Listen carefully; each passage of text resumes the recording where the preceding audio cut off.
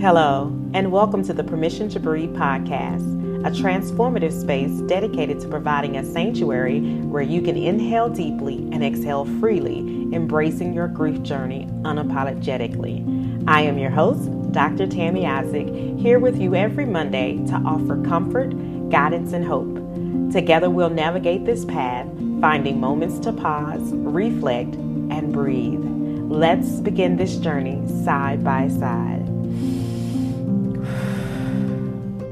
Today's episode of Permission to Breathe is sponsored by Aurora's Grief Journey, my new children's book about navigating loss and finding comfort. Aurora's Grief Journey follows a young girl who's learning to cope with the loss of her grandfather.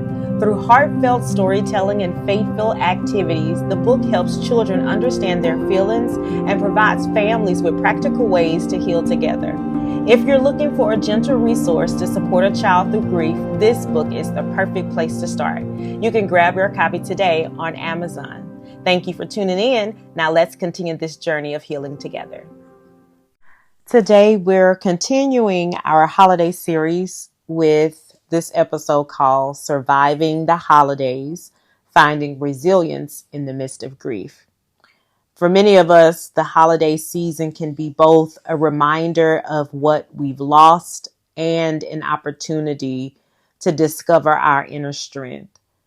This episode is for anyone who's looking to navigate these mixed emotions and balancing grief with resilience and finding those moments of peace amidst the celebrations. So today, we'll talk about honoring our loved ones while also taking small steps toward healing. I want to thank you for joining me in this space. Let's begin together by taking a deep breath, finding a bit of stillness, and giving ourselves permission to just be. Let's get started. So let's start with what resilience really means. Resilience, according to APA, is the process and outcome of successfully adapting to difficult or challenging life experiences, especially through mental, emotional, and behavioral flexibility and adjustments to our external and internal demands. So a number of factors will contribute to how well people are able to adapt to the adversities in their life, including the ways in which individuals will view and engage with the world, and the availability and quality of their social resources and specific coping strategies. So psychological research demonstrates that the resources and skills associated with resilience can be cultivated and practiced. So it is doable within our context of grief. So in our context of grief and the holidays, we want to really understand what resilience means for us. So resilience doesn't mean that we push away our pain or force ourselves to move on. Instead, it's about honoring our loss while allowing ourselves to experience small moments of joy and comfort and strength. It's about accepting that the journey will be imperfect, that some days may feel better than others, and that both are okay. One of the things I remember, a story, it was on an album, but I don't remember who it was, but the story was so powerful that I remember that there was a guy, I believe he was a bishop, and he had a daughter who had a very painful illness, and they would speak in faith and say, oh, I'm healed. So they kind of trained her to do like, I'm healed, I'm healed. But then there were also times that she would go, but daddy, my head hurts. And so what he realized at that moment, that there was two realities that was uh, present at the same time. While they had faith that she would be healed, there was also the true reality that believing that she would be healed and waiting for that to transpire, that there was some real pain that was happening at the same time. And so they had to adapt to the belief that she was going to be healed and was healed, but also still had pain that was happening. And so when I think about adapting or resilience as it comes to our grief and the holiday, there are two realities that are happening. And the reality is that we are in pain and grief from the loss of those that we love, but also holidays bring about a cheerful celebration and comfort and all this joy.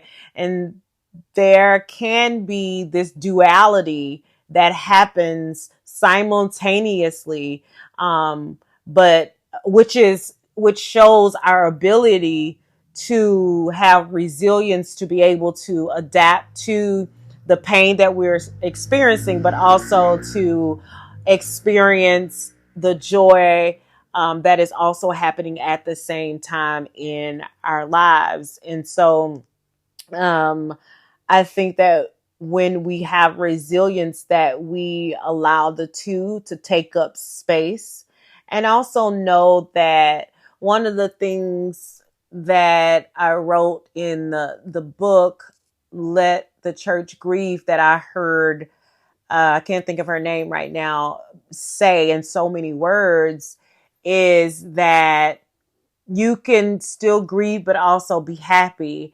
And somebody asked me, how is that possible?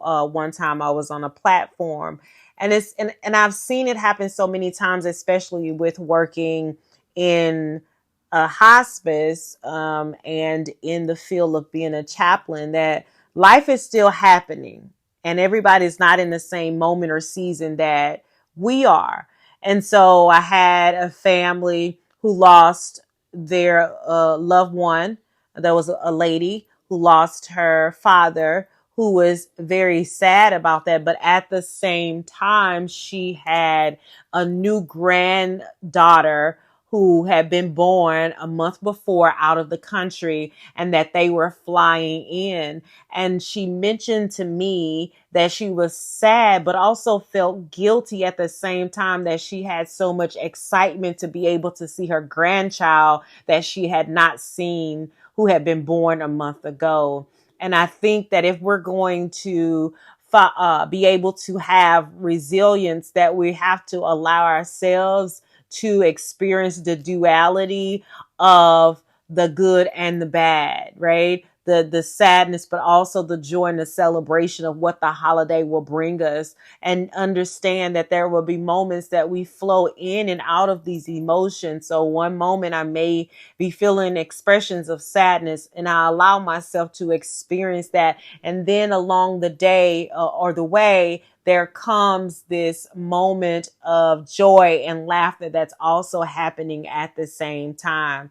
Allow yourself to experience that. And another example I think of is, most times I have seen when someone dies, their family comes, there's tears, there's sadness, there's wailing. And then there comes this moment when people are all sitting around, that they begin to share stories about the person and their life experiences with them. And all of a sudden there's laughter, and they start to tell jokes and all these funny things about the person. This is the duality of our emotions. It is the resilience of us adapting to the challenges in our lives, that we are able to experience the mourning and the grief of the loss, but also able to experience the joy that comes with the seasons that we are also in. So when we are grieving, resilience is found often in the little things and the small decisions that help us to make it throughout each day. And during the holiday season, these little acts of resilience become even more essential for us making it through this season. One way to foster resilience is to create a balance between time alone and time with others. For some people, spending too much time in solitude can amplify feelings of loneliness, while others find comfort in a bit of quiet reflection. And the same goes for social gatherings. Sometimes being with family can be healing, while other times it may feel overwhelming.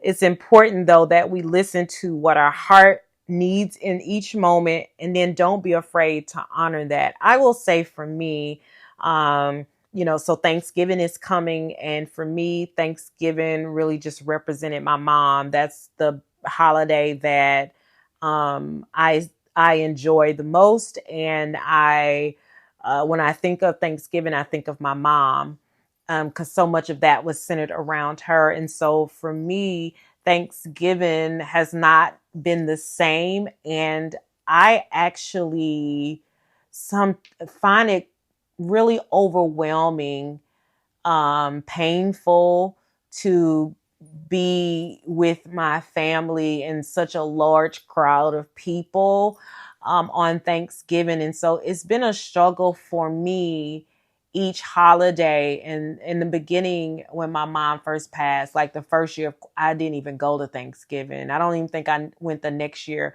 What I would do is, because I'm a chaplain and I worked in hospice at the time, I would always be the one who would work the holiday and be on call. So that was really my excuse to say why I couldn't come, is because I was working. But really, as I've grown to really experience and accept the grief and emotions that I feel, I know that it was because I felt overwhelmed with emotions, and it was quite difficult for me internally to spend time with all of my family and friends and loved ones and not see my mom walking around the room, or chasing after her great grandchildren, or telling my nephew how to cook the gumbo and helping him with the dirty rice, and making my older sister's favorite sweet potato pie.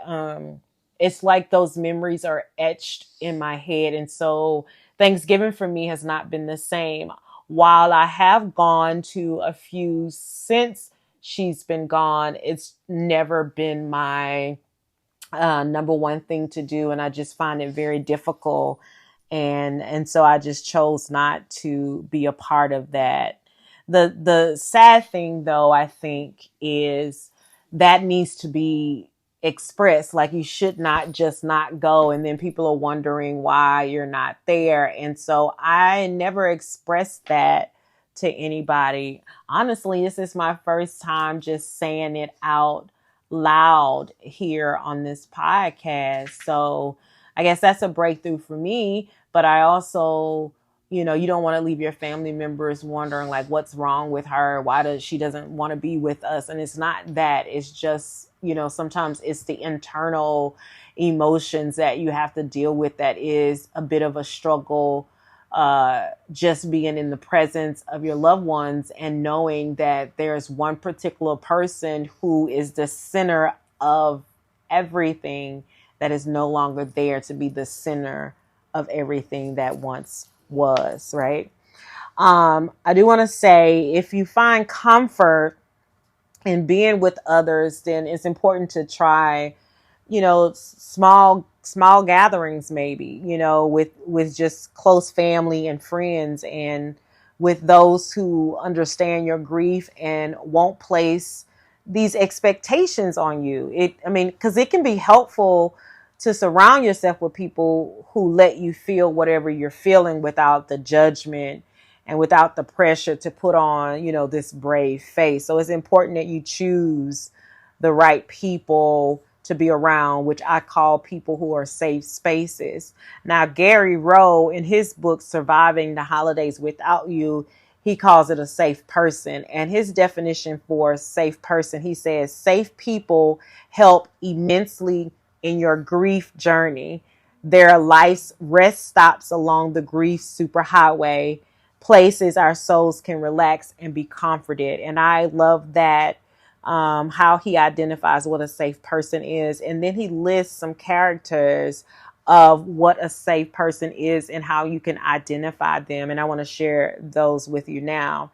He says, a safe person will meet you where you are and accept you as you are and your feelings and all that you are experiencing.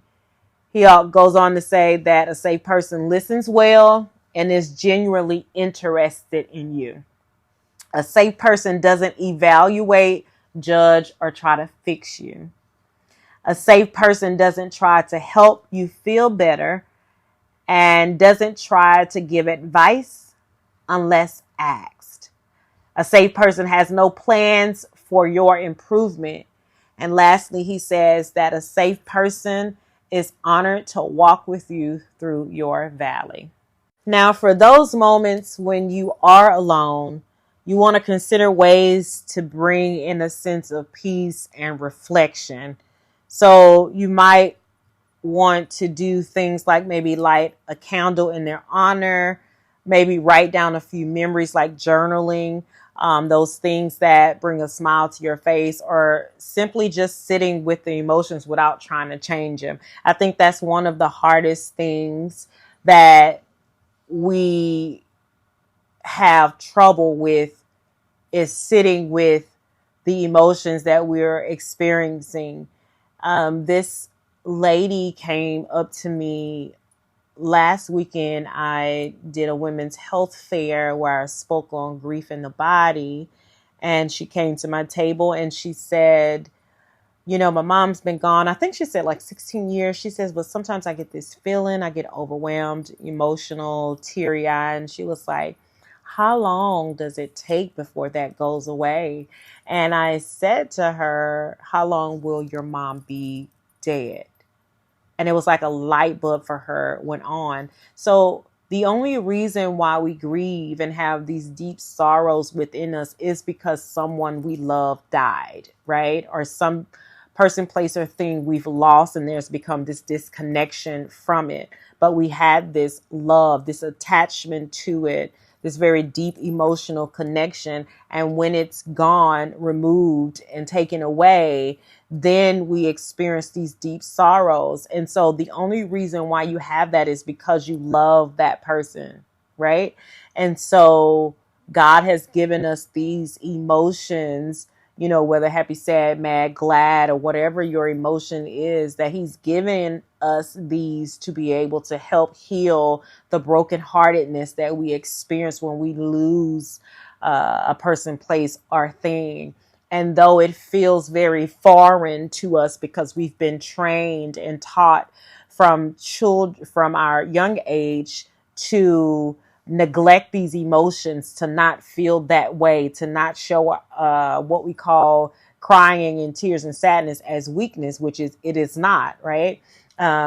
We tell them to toughen up and get it together. You know, don't let them see you crying and all of these things. And so we have this wrong connotation to what it means to experience deep sorrow and sadness. And we don't realize that this deep sorrow and sadness has been put in place for us to be able to heal through the brokenheartedness that we are experiencing. And so because that is foreign to us or has been given a negative connotation, we stray away from it. But one of the best things that you can do for yourself, especially during the holidays and creating a sense of peace, to be able to reflect on what's happening in your life, is to be able to sit with your emotions and to experience and allow them to flow through you so that you can feel better and be able to allow resilience to happen. So that, our emotions is what helps us adapt to situations, right?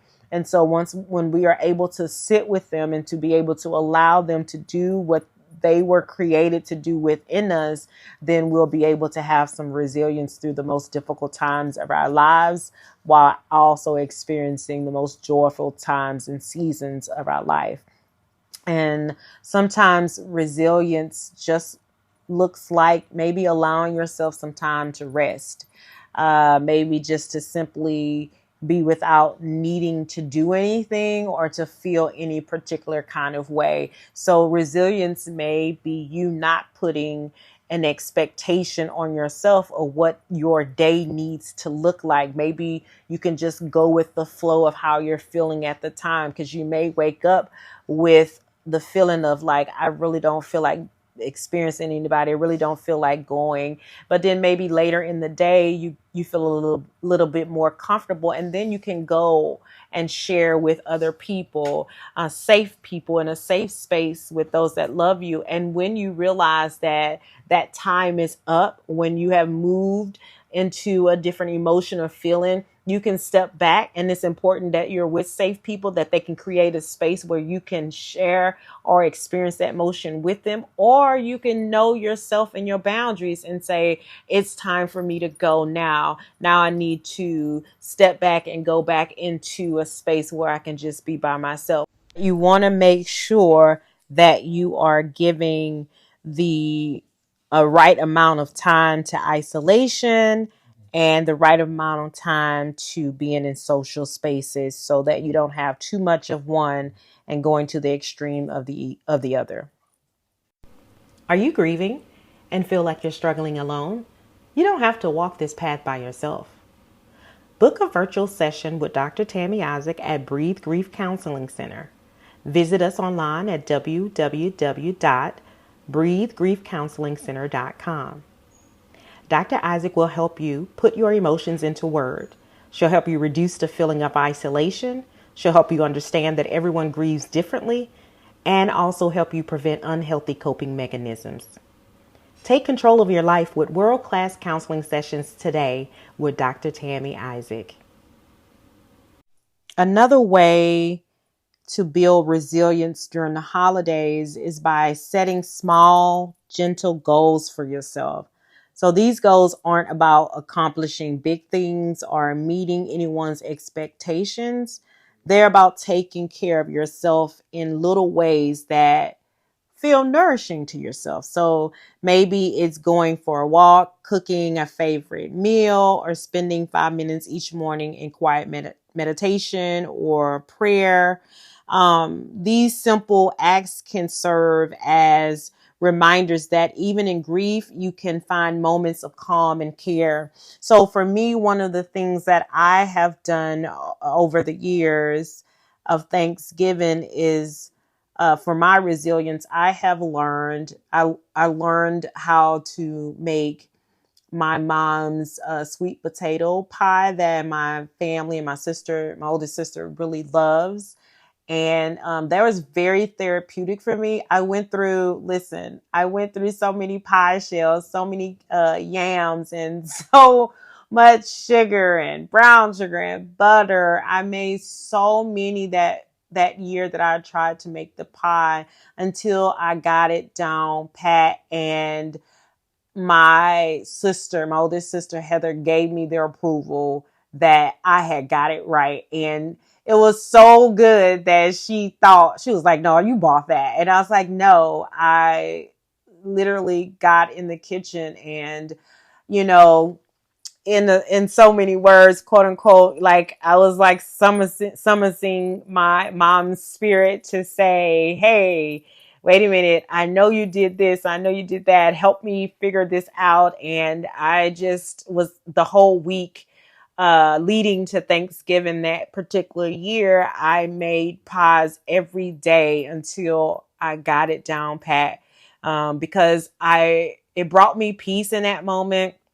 I felt like it honored her, brought me closer to her spirit, but it also helped me connect with my family in a way too, because I know that this is something that they love to have and eat from her. And so it brought me so much joy to be able to do that for them.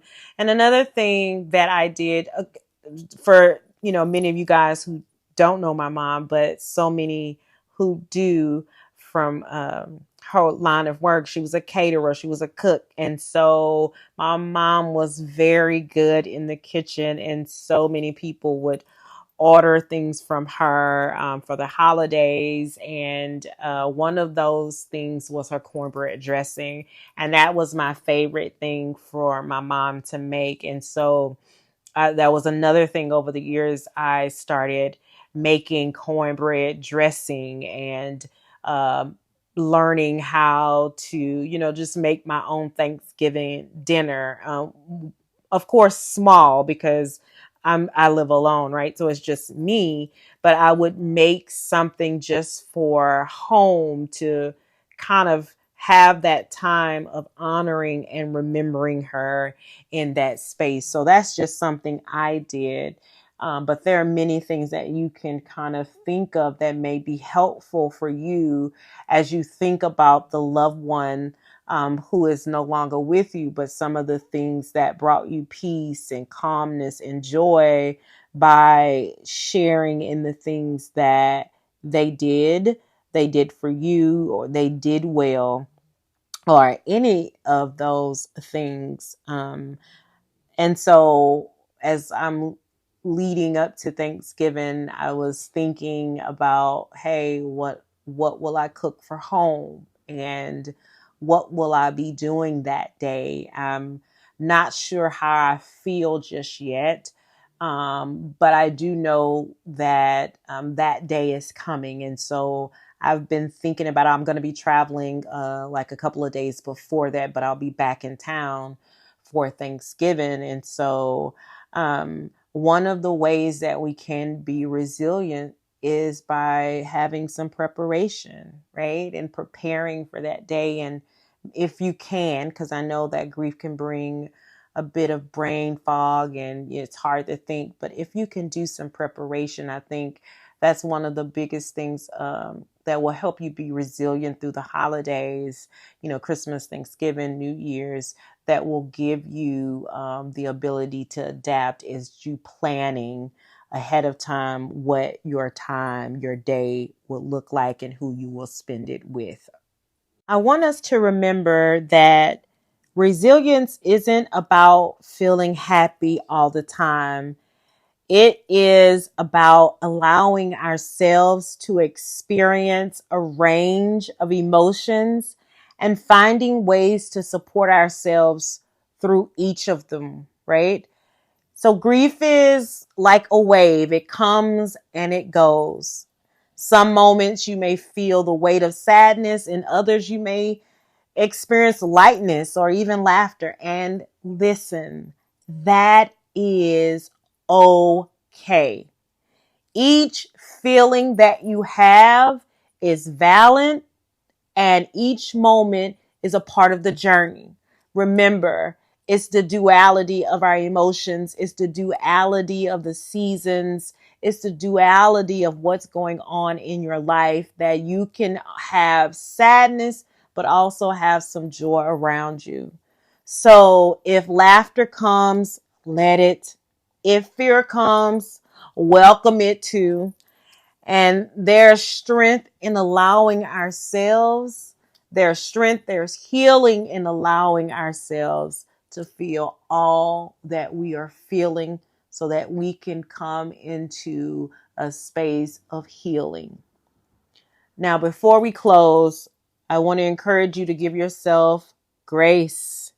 This season may not look or feel the way it once did, and that is okay. Remember that surviving the holidays isn't about perfection or having it all together, but it's about moving through each day with gentleness and finding those small acts of resilience that can help you along the way. I want to thank you guys for joining me for this episode on surviving the holidays and finding resilience. I hope that you have found some comfort here today. And next week, we'll be talking about the holiday blues and how we can differentiate between grief and seasonal sadness, right? But until then, I want you to be kind to yourself. Give yourself some grace. I want you to breathe deeply in and out and remember that resilience is already found within you. You don't have to look anywhere else. It's in you. Listen to your heart. Listen to your emotions. Set your boundaries and make sure you have safe people around you. Take care and know that you're held in love. Until next time. Thank you so much for joining me today on the Permission to Breathe podcast. I hope today created space for you to breathe and find peace on your journey. I invite you to join me again next Monday for another episode as we continue to navigate this path together. Don't forget to like, subscribe, and to share the podcast. Until next time, take care and keep breathing unapologetically.